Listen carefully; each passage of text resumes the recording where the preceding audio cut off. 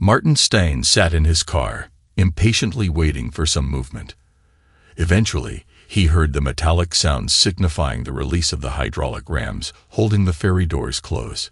Then, accompanied by creaks and groans, he saw a crack appear in the bow bulkhead before him.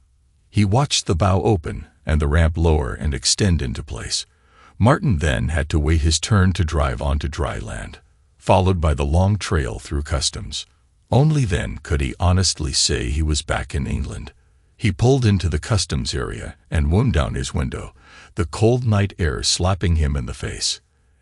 "Anything to declare?" asked the uniformed man as he took Martin's passport. "I got some wine and booze," Martin replied, "but I've only been to Holland. Bought it there." "Could you pull over to that spot there, Mr. Steen? We would like to examine your vehicle." The customs officer pointed to an empty bay as he spoke. Martin Stain couldn't believe it. He had made this trip many times and had never been stopped before. Annoyed at the inconvenience and grumbling to himself, he pulled over to the designated bay, closed his window, and waited. Almost 15 minutes went by as Martin pondered his decision to use the ferry and road system instead of the much quicker and easier option of flying. The booze was an added complication. If customs appropriated this load, it would wipe out his profit from the last 3 months. "Bugger," he mumbled to himself repeatedly. His personal admonishments were interrupted by a tap on his window. "Mr. Steen, would you follow me?" A tall man in a slightly wrinkled brown suit spoke. Martin knew it wasn't a request. He got out of his car, locked it, and turned to follow the man. He was led inside a large building, through some corridors, and up 2 flights of stairs before eventually being shown into a room. "Would you mind waiting here for a moment, sir?" Again, not a question. Martin entered the room, which was furnished with a metal-framed table with a formica-covered top showing scars from years of abuse. 2 chairs of matching framework stood on either side. Martin sat in the one furthest from and facing the door. Eventually, the door opened and the man who had led him there returned, carrying a large file and a laptop case. "Mr. Steen, may I call you Martin?" Before Martin could answer, the man continued, "Good. You have just returned from Holland, have you not?" Without waiting for a response, he continued, "There you traveled to Amsterdam where you met with Mr. Eric van der Wark, to whom you delivered £2 million worth of blood diamonds." Martin's face began to drain of color at the mention of Amsterdam. His face was completely ashen at the precise mention of the diamonds. Martin kept quiet, trying to figure out what was going on. He had always assumed he could claim ignorance about being a courier for illegal diamonds, but now it was spelled out for him. He would have had to be foolish not to realize what he was carrying. The first time he suspected something was wrong was when he cracked the combination lock on the case he carried. He did it every time after that, mostly to keep himself occupied on the long ferry crossings, dreaming of the day he would have the courage to cut and run. For now, he dismissed that thought and focused on his current situation. He hadn't been arrested or cautioned, and the man in the suit hadn't given his name. Martin knew enough about news to understand that something was not normal about this. He just sat and waited for the man to speak again. As the color returned to Martin's face, Inspector Gray watched him intently. "Now, Mr. Steen, Martin, I think we are in a position to help one another." He stared at Martin, measuring the bewilderment on his face. "As you may have guessed by now, I am investigating your employer. And no, before you make yourself look ridiculous, I do not mean Charles and Curtis Sheik, for whom you work as an accountant. I, of course, mean Mr. Francois Grimard, dear old Mr. Grimm himself, the one for whom you run errands." Martin's face regained its former pallor, and his head drooped in defeat. "If you are, as I expect, able to enlighten me and help with my inquiries, I have been authorized to offer you an out," Inspector Gray said. Martin raised his head and looked at the inspector, surprised to see concern on his face. "I am offering you witness protection if you turn Queen's evidence," Inspector Gray continued. "Yeah, like you did with Derek Bennett. That did him a lot of good, didn't it?" Martin spat out, the first time he had spoken since entering the building. "Why don't you just beat me to a pulp and chop me up for the pigs yourself?" "We were actually thinking of blowing you up," the policeman offered. If Martin had looked bewildered before, his expression now could only be described as dumbfounded. "Of course, if you refuse, we will pick you up on your next trip to Amsterdam, or worse, your replacement." Martin physically shuddered at the thought. He knew he was in trouble. If he said nothing, the best he could hope for was being caught for smuggling. If the next shipment was intercepted, word would get out that he was an informant. If he went against Grimm would likely silence him. And when the next person took over, who would blame Grimm for their disappearance? This left Martin with two choices: accept their offer or run. Running would be difficult. He would have to convince Angie to run with him and secure new identities. While he knew where to obtain such documents, Grimm could easily trace them. Martin slumped in his chair, feeling trapped with no clear escape. Seeing his defeat, the inspector continued to outline the procedure for witness protection. Martin listened carefully, asked a few questions, and was disappointed with the answers. He was not convinced things would go as promised, but the inspector had answers for every query. Then Martin asked, "So where would Angie and I be going?" The inspector looked at him in surprise. "Before I agree to this, I have to talk it over with her. We'll have to agree on a location." Martin spoke carefully. "I know you said we could have no knowledge of where we'd go, but I need to make sure Angie is okay with it." Gray's response was sharp. "You can't be serious. She's the last person you need to know where you are." Martin looked at him incredulously. "You don't know?" The inspector shook his head. "Wait here." He left the room and returned with printed sheets of paper, which he handed to Martin. "Sign these, and then I'll show you something." Martin carefully read through the documents, signed one, and passed the other back without signing. "The dates are wrong by over 3 months. It's dated last January." The inspector looked annoyed. "Just sign it, will you?" Martin made no move to comply. "Listen, we have court orders for phone taps and bugs on nearly every house, building, and business connected to Mr. Francois Grimmard. We found nothing of value. Everything points to him being a fine, upstanding citizen. I know he's paying someone to keep him informed." Martin said nothing. "We became aware that he was using you for more than just keeping books. I started paperwork to bug your house, but then I realized I needed another way to get information." His voice lowered to a whisper. "I broke the law. I got a private investigator to bug your house. I thought if Grimm didn't know, he might slip up. I was right. He's running his business from your place and 2 other locations." Martin became both interested and fearful. "Go on. I need you to sign this contract. It makes things official," Gray said, sliding the papers over. Martin hesitated. "We, or rather I, have discovered many things about Francois, his business, your wife, and of course, you." Martin's face turned scarlet with anger and shame. He was angry about the intrusion and ashamed of what had happened in his marriage over the last 6 months. "When was the last time you were intimate with your wife, Martin?" Gray asked. Martin replied indignantly, "A week last Monday. The last time I returned from a trip abroad." "Intimate, or did you perform oral intimate and receive it in return?" Gray continued. Martin squirmed uncomfortably in his chair. "In fact, that has been the norm since we began monitoring your house. You return home, and this is what happens," Gray said. "Why do you think that is?" Martin mumbled. "She thinks I'm seeing other women." Gray's response was sharp. "You really don't have a clue, do you?" He slammed his hand on the unsigned documents. "Just sign them." Martin jumped at the sudden noise, but still made no move to sign. "Your wife has been seeing Mr. Francois Grimm while you're away. Why do you think she has always seemed so distant when you return home?" Inspector Gray's words struck Martin with a jolt. As the realization hit him, the color drained from Martin's face, and he bent over, vomiting. The inspector watched as the vomit sprayed over the table and floor, ruining the documents. He felt no disgust at the scene, only a deep sympathy for Martin. Martin retched until he had nothing left, and his stomach continued to spasm. Gray left him to finish and pull himself together, returning with a bucket and mop to clean up the mess. He left again and came back with cloths and disinfectant to help Martin clean himself off.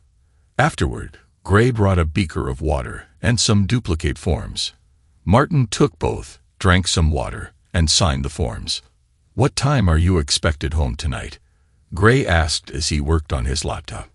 "About half an hour," Martin replied, glancing at his watch. Gray turned his laptop around and placed it on the table in front of Martin. "Here is a live feed from your house." "I'm sorry," Gray said as he pointed out the controls on the screen. "You can use the mouse pad to adjust the camera and zoom in with the plus and minus keys." Martin recognized his bedroom and the two occupants, Francois Grimard and his wife, Angie. As he watched, Martin's stomach began to churn again, but he couldn't tear his eyes away from the screen. Gray's voice continued. "Francois hasn't been around for nearly a year. Angie said it's been 8 months since she last saw you, but she's been seeing Francois regularly." Martin's face turned red with a mix of anger and shame. The clarity of the HD picture was remarkable, but today all he felt was revulsion. The feed showed Angie talking to Francois, discussing plans and expressing her commitment to him with no emotion in her voice. "I'm really sorry about this," Gray said, his tone sincere. "No one deserves to see that." Martin choked out, "Anything you want. Just get me away from her." Gray stood, feeling conflicted. He needed Martin to cooperate to take down Francois Grimard. Martin was shaking with anger. The love he had once felt for Angie had turned into a deep hatred. He wished he had noticed her deceit earlier, but now his feelings were consumed by a desire for revenge. "You'll need to act naturally when you go home, as if nothing is wrong," Gray instructed. "I won't mention our conversation or give anything away. Your life probably depends on it, understand?" Martin nodded. "I don't care about myself right now. I just want to get my revenge on her and Francois." "Good," Gray said. "As long as you can keep that to yourself, you'll be safe until the court case," Inspector Gray said. "Afterwards, you'll be set up with a new life. You'll be held in protective custody until then." Martin nodded and asked, "Can I go now?" Inspector Gray thought for a moment. "Yes, but you need a believable excuse for being late," he said. As Martin headed toward the door, Gray added, "I thought being stopped by customs would work." "Yes, such a lengthy stop." Gray paused for effect. "And yet you come through with all your belongings." Martin stopped in his tracks. "You delay me for 2 hours, ruin my marriage, and generally destroy my life. And now you want to take my perfectly legal goods. All for the greater good, I assure you," Gray said with a predatory smile. The rest of the journey back to Martin's car was spent in silence. Martin was shocked to find his car had been emptied. His clothes and other items were stacked near the trunk while his contraband was neatly arranged on a trolley next to them. "Sorry, all for appearances. We don't think you have a chaperone, but we can't be sure," Gray explained. Martin picked up his clothes, threw them into his suitcase, and packed them into the trunk. "See you soon," offered the inspector. "Go to hell," replied Martin, getting into his car. He didn't even light a cigarette before pulling off. "We will be watching you at home, but we can't be with you everywhere. Good luck," Gray said, trying to offer some support. He knew the next week and a half would be very difficult for Martin. Martin drove off, fuming with anger at everything. His life, his wife, the delay, and the inspector. He didn't pay much attention to his speed. What was the point when he felt he might be dead in 10 days' time? An hour later, he pulled into his driveway. The usually reassuring crunch of gravel under his wheels only fueled his anger. He stopped the engine, sat for a moment to gather himself, then got out and retrieved his suitcase. He locked the car and, with a deep breath, headed inside. "Hello, dear. You're later than I expected." Her voice was frosty. Martin glared at her, remembering Gray's instructions to act normally. "I said you were late," she continued, adopting a reprimanding tone. "Yes, I heard you. Thanks for stating the obvious," Martin spat back. "I've been stuck with customs, and they robbed me." "There's no need to take that tone with me," she said. "Isn't there? Well, let me tell you now. I've had it up to here," he said, holding his hand above his head. "I am fed up with all this travel, customs, and your constant complaints. The last 3 meals I cooked were for you, and that was a long time ago. Now, what do you have for me to eat?" Angie's eyes widened in shock. Martin had never shouted at her, rarely swore, and never before had he sworn at her. "There's a salad in the fridge," she said. "That's another thing I'm fed up with," he shouted, walking into the kitchen. He slammed open the fridge door, pulled out the salad, and threw it into the bin, still on the plate. "Now cook me something proper, or get out of my house." "I will not," she shouted back. "In fact, I will do nothing for you until you apologize." The sound of the slap echoed through the house. "Now, get me something to eat, or you can leave," Martin said. "I'm pissed off, and one of the things I'm pissed off with is your attitude." Still rubbing her cheek, Angie began looking in the freezer. She found little that suited a quick meal and asked, would bacon, eggs, and some black pudding be all right? She sobbed, frightened of this man who had walked through the door 15 minutes earlier. The man she thought she knew, now seeming very different. "Yes, but no salad," Martin replied, and Angie nodded, wiping tears from her wrist. Martin poured himself a large scotch and walked back into the kitchen. Angie had a pack of bacon thawing in water, preparing chips, and maybe some grilled tomatoes. "That'll be lovely," Martin said, sitting down with the daily paper. "And beans, instead of the tomatoes." Angie said nothing as she worked, trying not to cry. Normally, Martin would have been eating his way through the salad, but today he was different. Part of Angie was glad for this new side to him. She turned on the fryer and began peeling potatoes for chips. Soon, Martin was enjoying a hearty breakfast of twice-fried chips, thick slices of bread with butter, and black pudding. He had learned to make the black pudding from his father, a butcher, because he didn't like the mass-produced stuff. He made his own and had a few regular customers. Every 5 weeks, he bought a gallon of fresh blood from his old schoolmate Graham, who owned a pig farm. "Thank you, dear. That's probably the best meal you've cooked for me in well over 6 months, he said, placing his knife and fork on the plate. "Now, go upstairs and freshen up. It's time you started behaving like my wife again," he added cheerily, with any sign of anger gone from his voice. He noticed her eyes darting to her handbag and a flush on her cheeks, but she made no move to pick it up as she left. "I should have done this months ago," he thought, following her upstairs. 20 minutes later, she was lying on the bed, waiting for him. He approached and, without a word, initiated their intimacy. As she complied, he noted her surprise and wondered if she had begun to question the truth of his earlier comments about himself. Her reaction to his touch seemed to confirm his doubts about her perception of their physical relationship. When he finished, he told her to clean herself up and prepare for another round.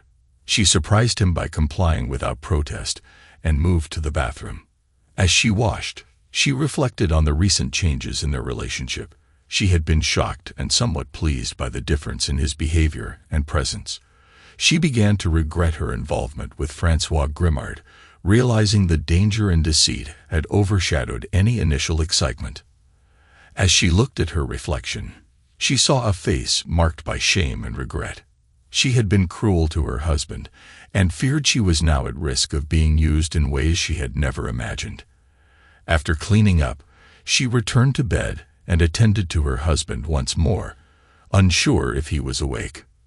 The following morning, they both wished he had treated her like this all their married life. Each understood in their own way that they might not be making the decisions they were forced into now. Martin left for work physically satisfied for the first time in nearly a year.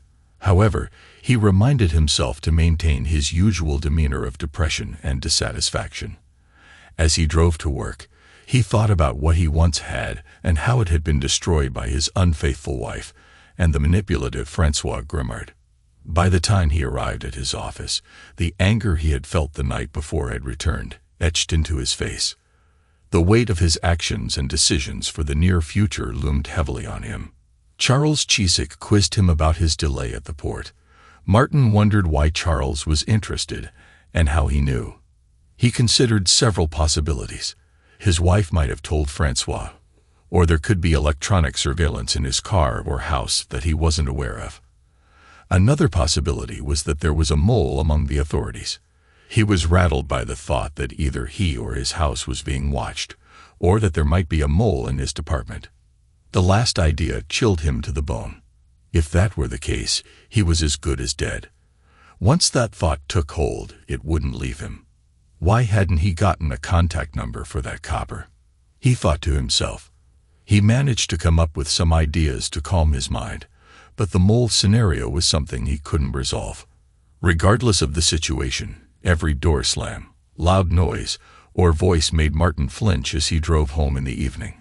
He half expected a gunman to leap out at every traffic light and saw danger in every passing car, even police vehicles.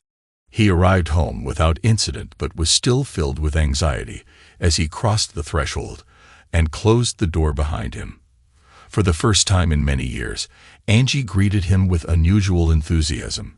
She ran to him, wrapping her arms around him and pressing her lips against his with an intensity he hadn't experienced in a long time. She pressed her body against him, her excitement palpable. Martin wondered where she had learned to act this way. Certainly not from him. Was this how she greeted Frankie? How many times had she involved him with her lovers? The thought disturbed him. "Something smells nice.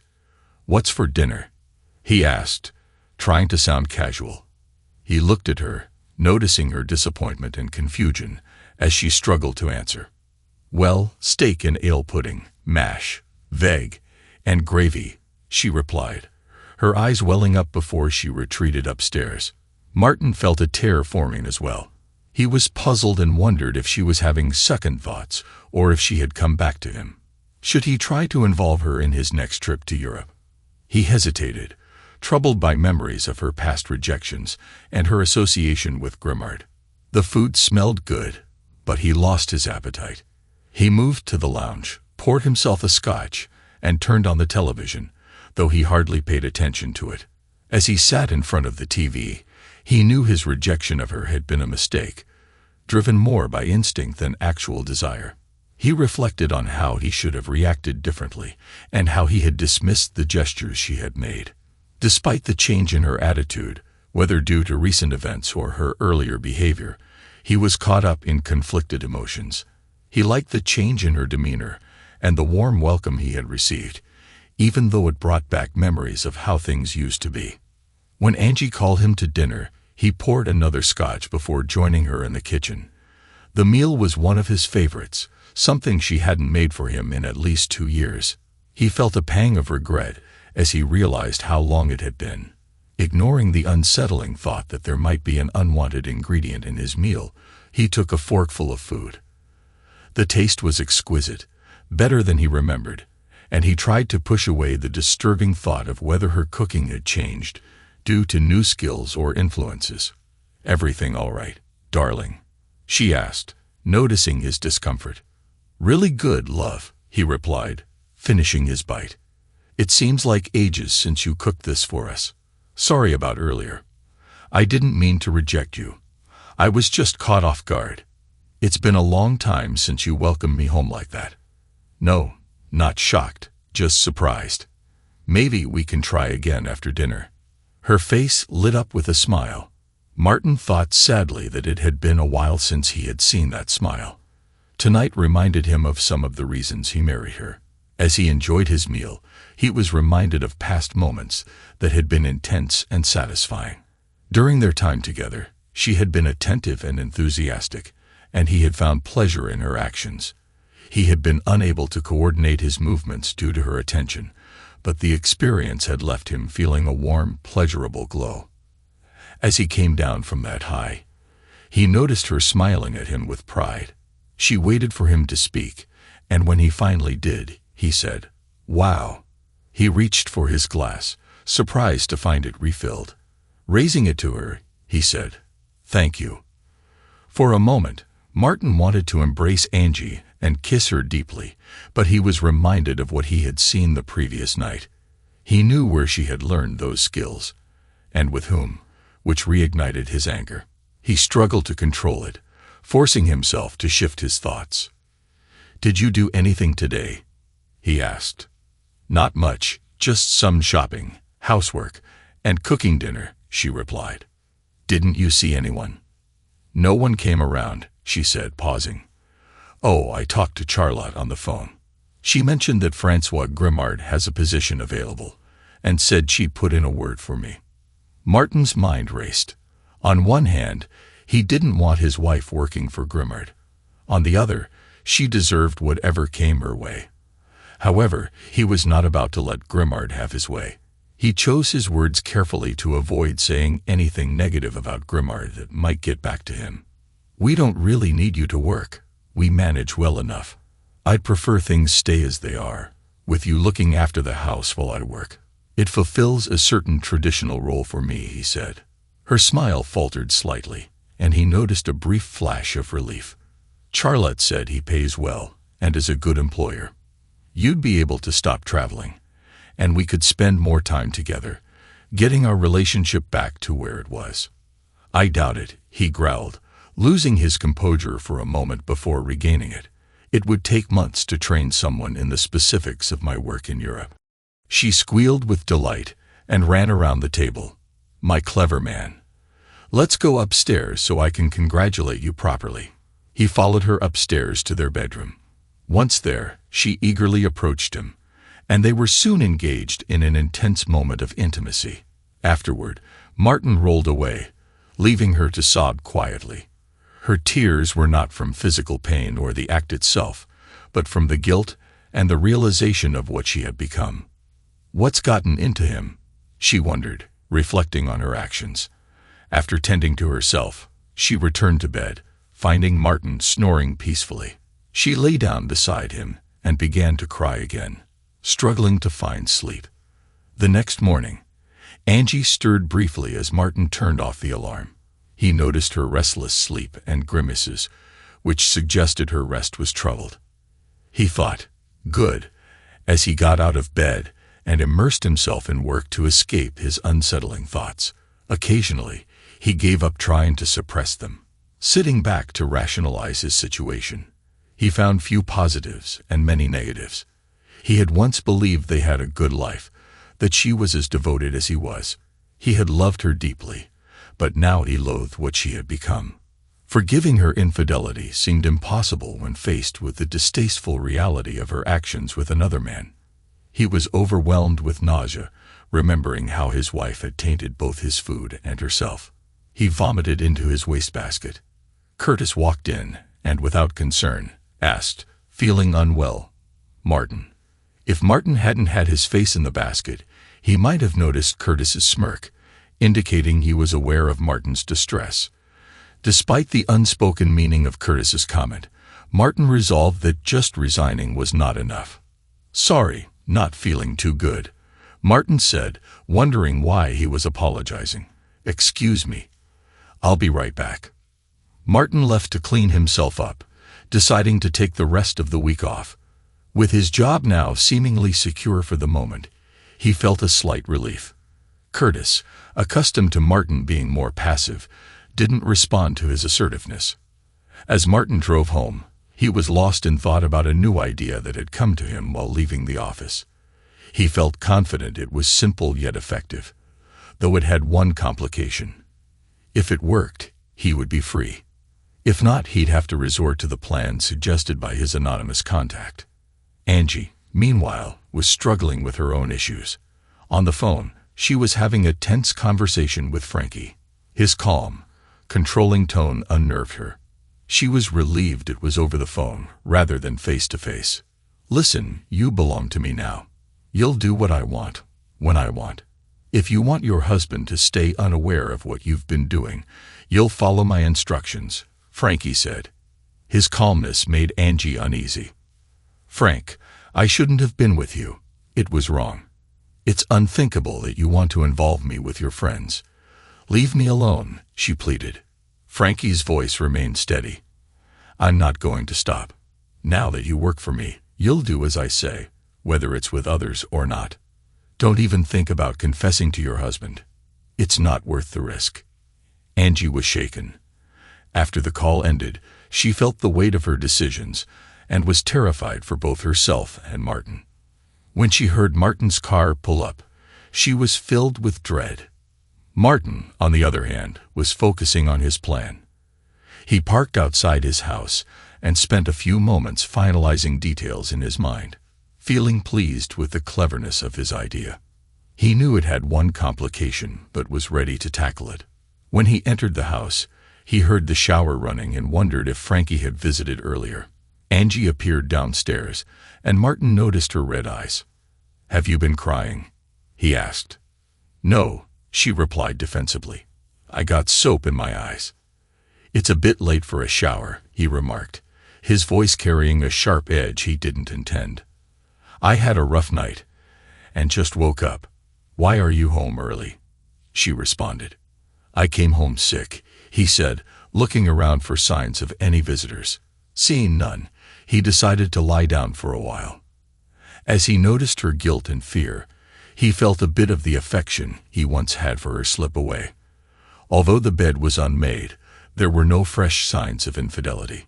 He lay in bed for about an hour, trying to work out the complication in his plan. He realized he might need to adjust his routine and had an excuse ready for it. Excited, he packed 2 suitcases and went back downstairs. He noticed Angie had been crying more and asked, You've been crying, haven't you? Is it because of how I treated you last night? She agreed it was, and he suggested they go away for a few days to sort things out. We seem to be at odds lately. A short break might help us reconnect. Her eyes lit up briefly before fear returned.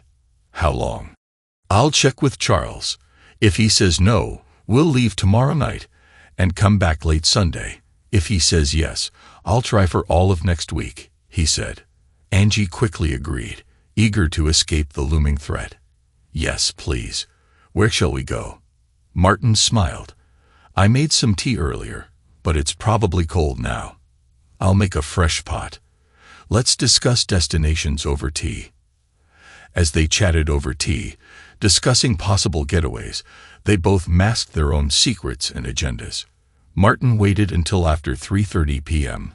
to call Charles Chisik. Hello, Charles. It's Martin. Curtis mentioned you went home ill. Are you feeling better? Somewhat. Still a bit queasy. I think it's best if I take tomorrow off too, Angie, and I would like to get away for a few days. Could I take next week off as holiday? That's fine with me, Charles replied. Martin could hear a mumbled conversation in the background. After a couple of minutes, Charles came back on the line. We'll need you back at the end of next week, so we'll see you Thursday. Goodbye. Martin was used to the abrupt hang-ups from both Charles and Curtis, leaving no chance for a proper farewell. Turning to Angie, he said, We're coming home Wednesday. Angie managed a forced smile. She had hoped for a way out of her predicament. I suppose that means you'll be heading back to Europe again, she asked. He didn't need to confirm. They both knew it was implied.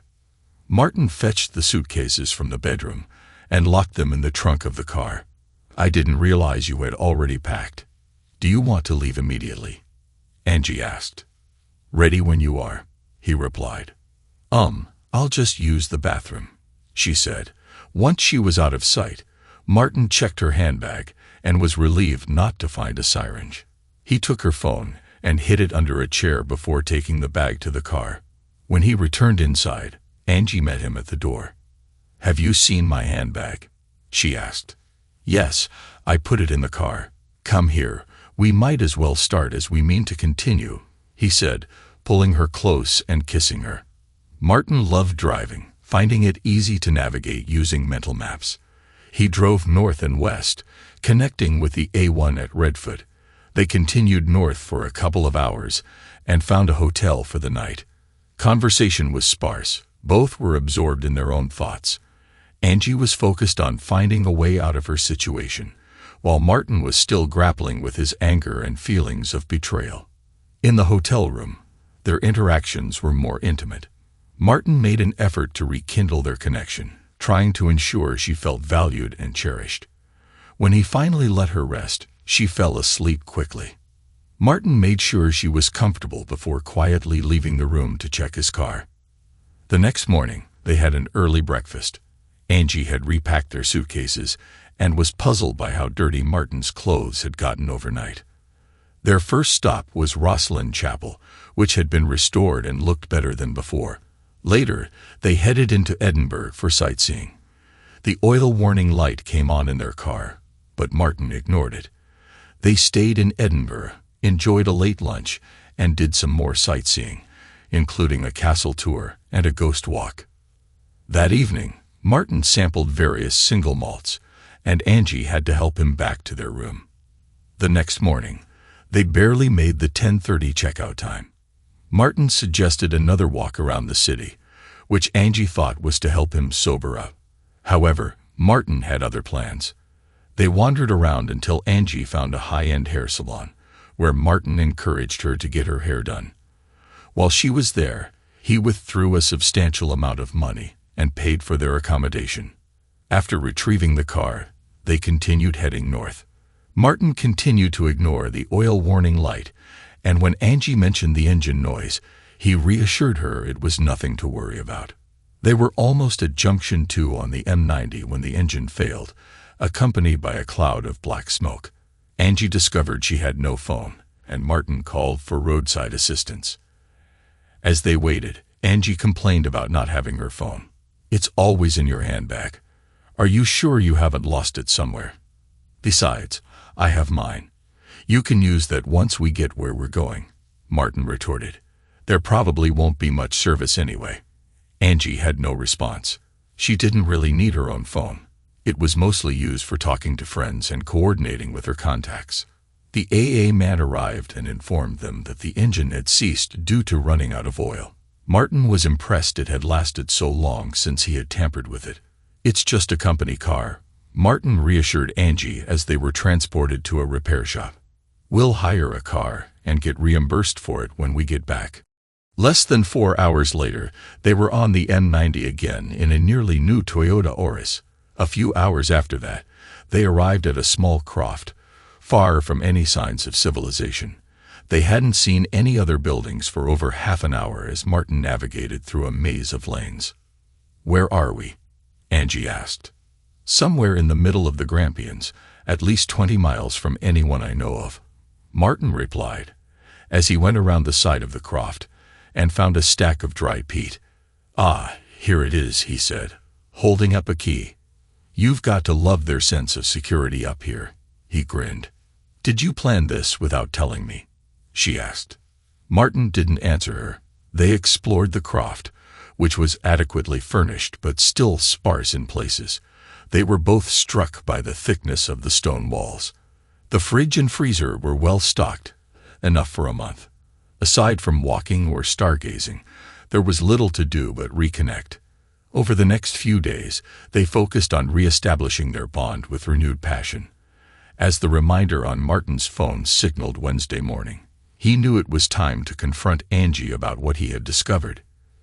He made a pot of tea and took it to the bedroom where Angie was resting. Her flushed cheeks showed signs of recent intimacy. "Sweetie, thank you," she murmured. "Angie, I have something I need to tell you," Martin said, his voice trembling. Angie looked at him, noticing his discomfort. "What's wrong, sweetie?" "I know everything," Martin said. "I know what you've been doing and what's been planned for this weekend." Angie's face went pale. "Oh God, I'm so sorry. I've been trying to end things with him, but he's insisting on controlling me." Martin's heart was heavy. "I'm going to leave you here. You have plenty of food, and I'll be back sometime after the weekend, maybe a few days longer. In the meantime, You need to decide whether you want to stay married to me. You can write a full confession detailing everything that's happened. I'll read it when I come to fetch you, and then I'll decide what to do next." He turned to leave, adding curtly, "Don't try to leave. You'll get lost." Martin left her crying on the bed and headed south. As soon as his phone got a signal, it started receiving messages.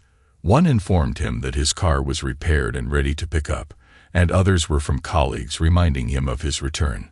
There was also a message from Curtis asking how he was enjoying Dunfermline.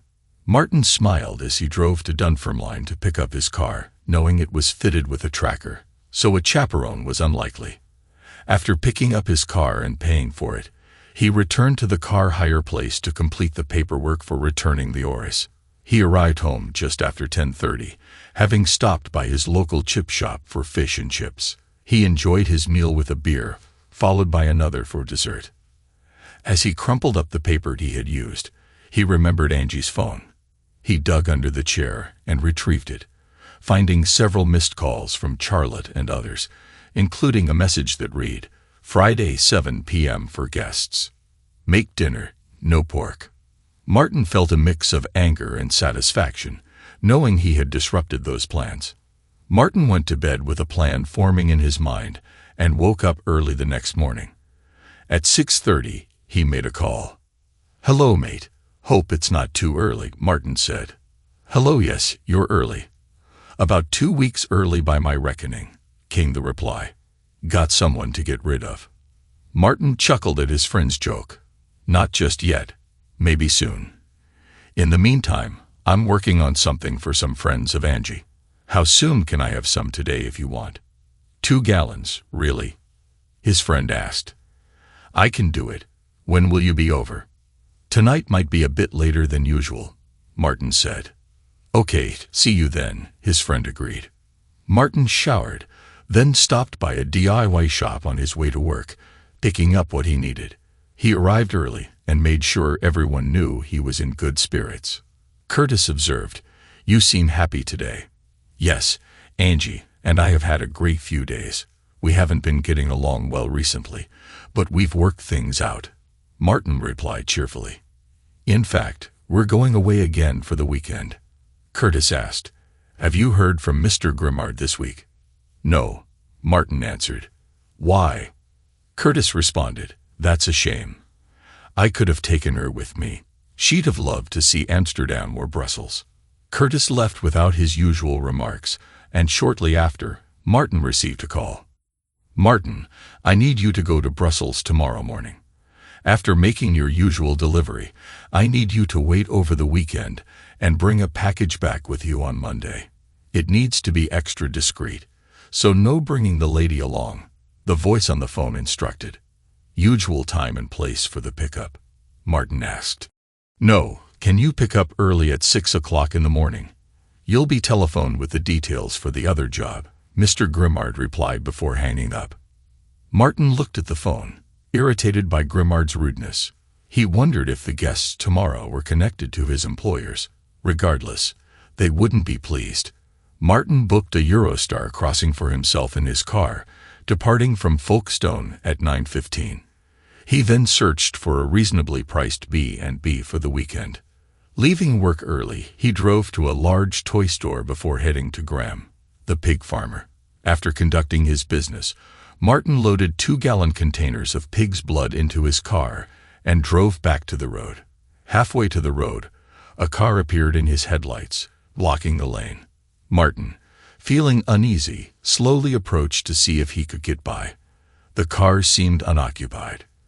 As he shifted into reverse, his door was suddenly flung open. "Mr. Steen, we meet again," a voice said from the shadows. Martin recognized the voice of Inspector Gray. "Apologies for the covered approach," the inspector said.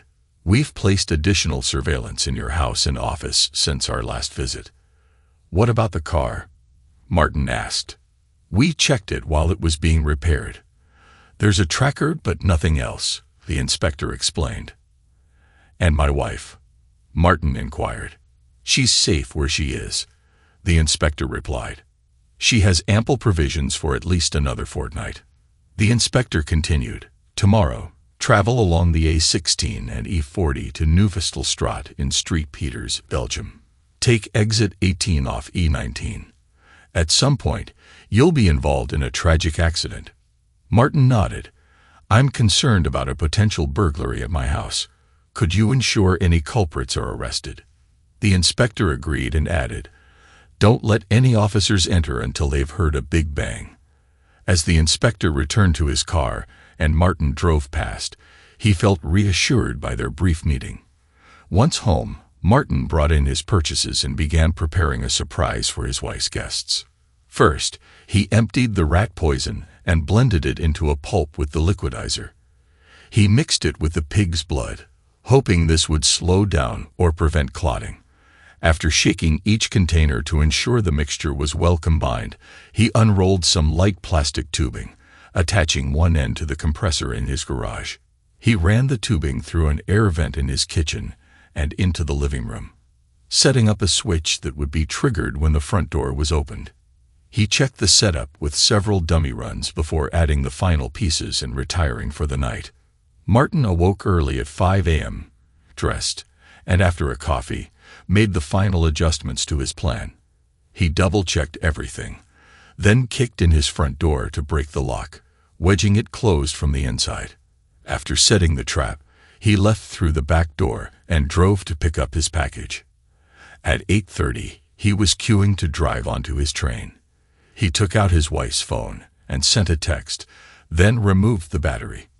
15 minutes later, he sat in his car on one of the Eurostar carriages, checked behind him, and retrieved the briefcase from the footwell next to him. He knew this would be one of 4 identical cases, each with a combination he had learned on previous trips. Martin attempted the combination, and after 3 tries, the briefcase opened. He took a breath after each lock clicked open, ensuring no one was watching him. Inside, he found the expected bag, which he removed and closed the case. He checked again for any observers before returning the case to the adjacent footwell. His hands were trembling as he looked inside the small velvet bag, exhaling sharply when he saw its contents. He took out his wallet, calming himself with deep breaths. A few minutes later, hands still shaking, Martin opened a small foil package and removed a condom. He unrolled a couple of inches, paused to steady himself, and then transferred the contents of the velvet pouch into the condom. After tying a knot and tearing off the excess, he managed to swallow the condom with the aid of some juice. An hour after boarding, he drove off the train. 20 minutes later, he passed through customs and was heading toward Belgium. About 2 hours later, he was pulled over by a man with a French accent who urgently pulled him from his car and into a waiting van. As the van sped away, Martin heard a sickening impact and a distant thump of igniting fuel. The Frenchman smiled at him, his breath heavy with garlic. Martin's journey continued uneventfully with vehicle changes and no conversation from his companions. Just over 3 hours later, he was bundled through a door in a back street. He was pushed towards some stairs and, obediently climbing them, reached a door at the top. It opened to reveal a familiar voice. "Come in, Martin," the voice greeted. Martin remained silent, overwhelmed by the events since being pulled over. "You were pulled over for a routine traffic stop," the voice explained. "One of your brake lights was faulty, and you were unfortunately hit by a large lorry hauling steel. You were killed outright. Your body is only identifiable from DNA and dental records. I'm afraid your wife is a widow." Martin sat quietly, fully grasping that his past life was over. A knock at the door interrupted them, and a man entered, spoke in hushed tones to the officer, and left. "It seems we got to you in time," the inspector said. "The case you picked up had nothing valuable in it. We also found out there was a contract taken out on you. We don't think you were supposed to return from this trip." Martin was stunned. "So, if I hadn't already been dead?" "Yes," the inspector confirmed. "If you hadn't been dead, you soon would have been." Martin's face drained of color, and he began to shake. The inspector handed him a hip flask. "Here, take this." Martin took the flask, sniffed it, and took a deep draught of the brandy inside. The warmth of the brandy flowed through Martin, helping to numb the shock from the news he had just received. Inside, he was torn between his loyalty to Angie and his anger. He had wanted to take her with him, but his anger also wanted her to suffer. Eventually, he concluded that the best punishment would be for her to mourn his death and possibly blame herself or her lover. Martin was given a file and instructed to learn as much as possible about its contents. The inspector then explained what would happen over the next couple of weeks before Martin was moved into his new life. He pulled out a laptop, saying, "I thought you might like to monitor your old house." It was almost 7 p.m. when Martin reinserted the battery into his wife's phone. The laptop screen flickered to life, and the inspector navigated through several windows, showing different views of Martin's former home. A black Bentley pulled up, and 4 men, Frank, Curtis, and 2 unknown individuals, exited the car and moved toward the door. Martin clicked on the window showing his front door from the inside. He saw shadows through the glass, and then the door flew open. He heard the expected hum start up and smiled. Frank spoke in an unfamiliar language, which Martin guessed was due to Frank's family background. Curtis commented on the door being broken, and Frank replied that Angie was missing. The men entered the lounge, oblivious to the hum coming from the garage. The electronic view switched to the living room. Curtis noticed an expanding orange balloon in the corner nearest the door just as he was bringing drinks over. The balloon burst with a loud bang, covering the room in red liquid. Martin sent a text to Frank from his wife's phone, saying, "Pig's blood." Frank's reaction was furious, and soon after, 6 armed policemen burst in, arresting the men at gunpoint. Martin and his companion laughed heartily at the unfolding spectacle. The inspector commented, "Nice touch with the pig's blood.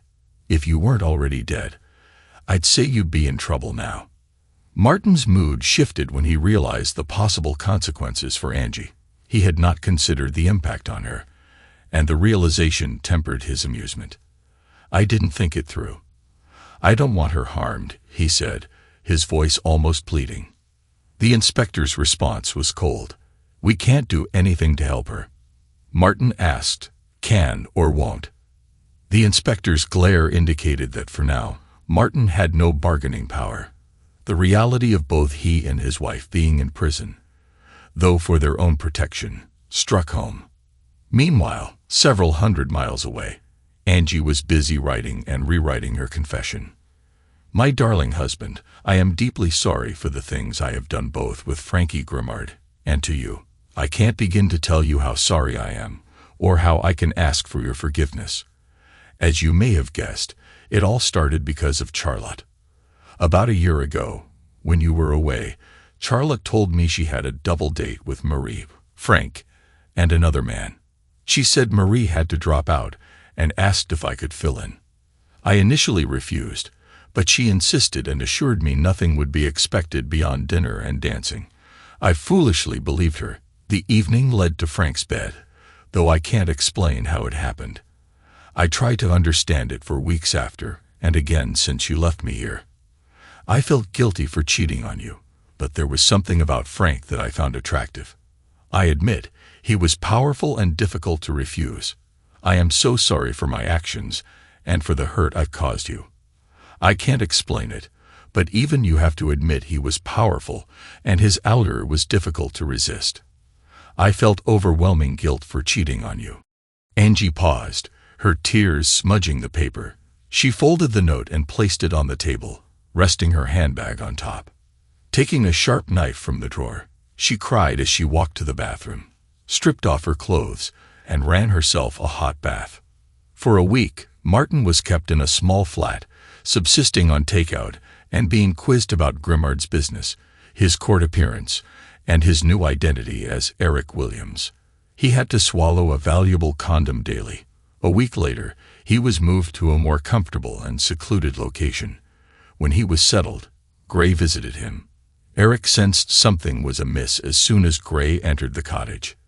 His 2 guards made themselves scarce. Gray looked at him with sadness in his eyes. "Martin, I have some news. It's not good. We sent someone to retrieve your wife. There's no easy way to say this. She has committed suicide. She was found in the bath. She had cut her wrists. Eric fell to the floor in shock and wept. Gray felt helpless and wanted to say something but had no words. All he could think of was the insincere, "I'm sorry for your loss," which felt inadequate. Eventually, he managed to say, "You shouldn't blame yourself." Eric looked up from the floor, his face flushed with anger. "Blame myself? Why would you think I would do that? I blame that woman and the slag I married. Blaming myself doesn't come into it. To be honest, in a way, I'm glad. But that doesn't mean I'm not sorry. For God's sake, I loved her for long enough." Gray studied him, and reaching into his jacket, handed over his hip flask. "I have 2 bottles in the car you might want. Bring them in." "I need a drink," Eric snapped. "Yes, bring it in." "Eric, there was a note for you. I have a fax copy. I'm not sure if you should read it, but I'll leave it to you," Gray said, fishing a folded piece of paper from his jacket. Eric took the paper, nodding more to himself than to Gray, and began to read it alone. Gray paused at the door, looking at him before turning away to fetch the alcohol.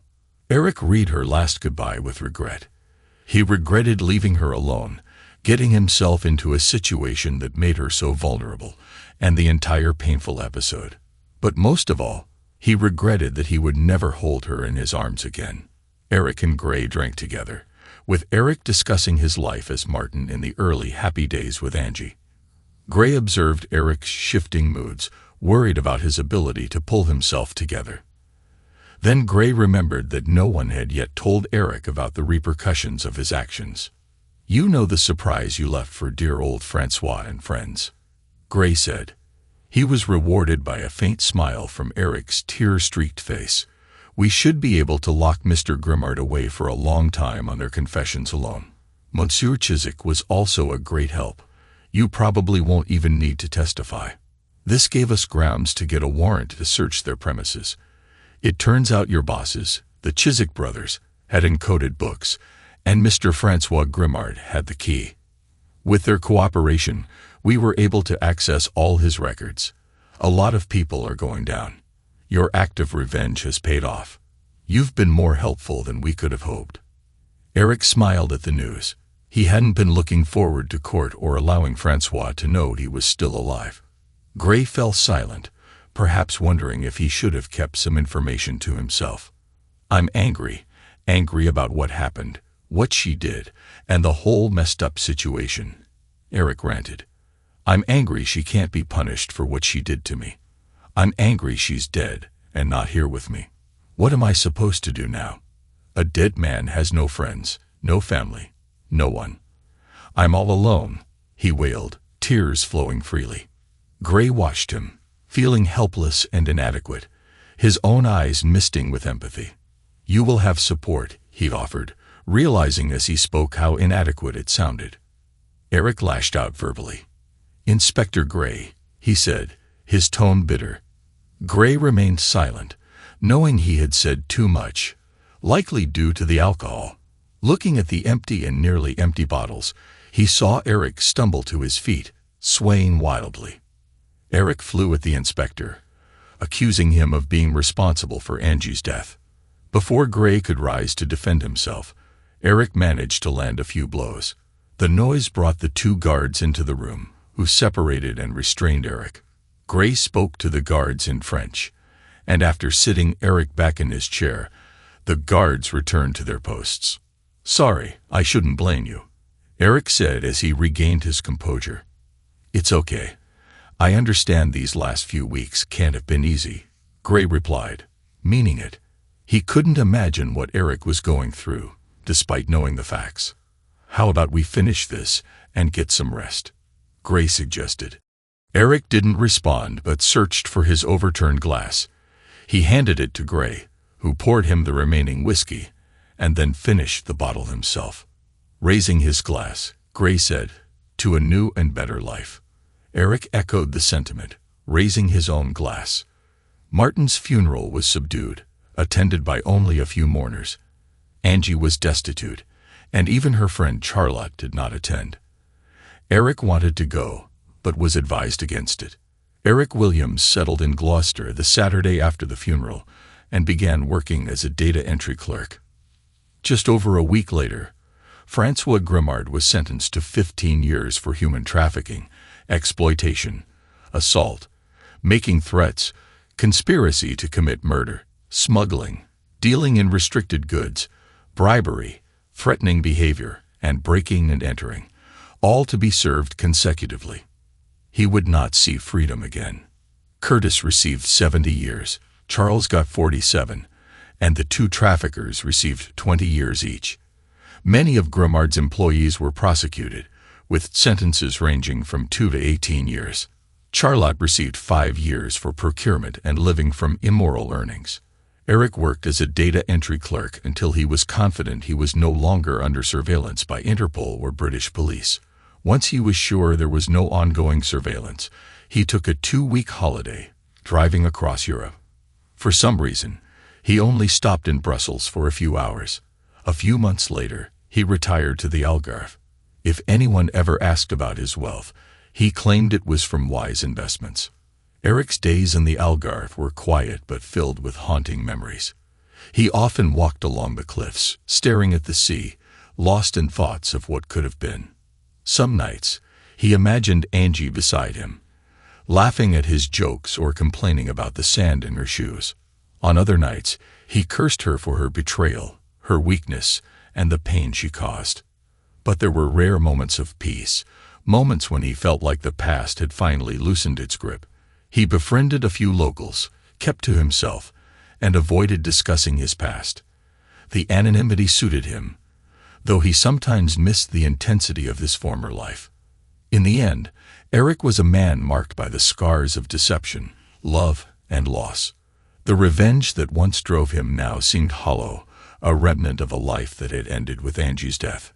One warm afternoon, as the sun dipped low over the Atlantic, Eric sat at his usual spot at the edge of the cliffs, holding a half-empty bottle of wine. He watched the waves crash against the rocks below, his thoughts drifting. He raised the bottle in a silent toast to the past, both its tragedies and its fleeting joys. To the dead and the living, he whispered to the wind, finishing the bottle.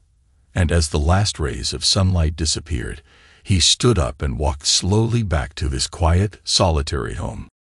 Thanks to everyone who took the time to listen to today's stories. If you enjoyed it, please consider liking and subscribing if you haven't already.